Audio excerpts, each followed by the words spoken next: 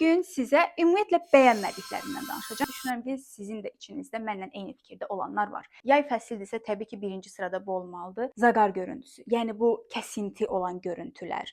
Heç cəlbedici gəlmir, heç qəşəng gəlmir. Nə özümdə, nə də başqasında bəyənmirəm, amma başqasına təbii ki, qarışa bilmərəm. Yay olan kimi belə bir tişört geyinirəmsə, qolumu bura qaldırıram ki, bütün qolum yolda qaralsın, yəni yarı qaralmasın. Eləcə də şəffaf bu asılqanları sevmirəm. Hansısa bir geyimlərdə istifadə olunur iç geyim olaraq. O da mənə gözəl gəlmir. Şəffaf çantalar. Onun məntiqi mənə elə çatmayıb. Xahiş edirəm izah eləyə biləcək bir adam varsa izah eləsin. Çanta ilə bərabər bu şəffaf ayaqqabılar olur. Üstü belə rezin kimi gedir və yaxud da topuğu, onu da heç sevmirəm. Hələ də sevməmişəm. Soyuq və yaxud da ilıq yemək, içki. Hə, soyuq içki bilirəm ki, bu soyuq olmalıdır.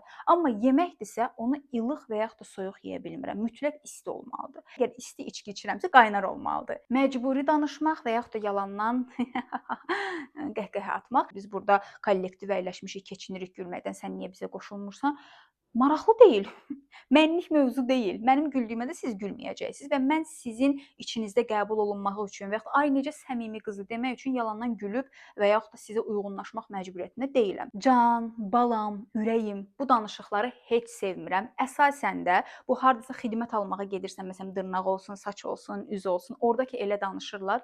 Heç sevmirəm o yanaşmanı. Ən yaxınlarımla ən yaxın dərəcədə münasibət və sözlərdən istifadə etməyi sevirəm.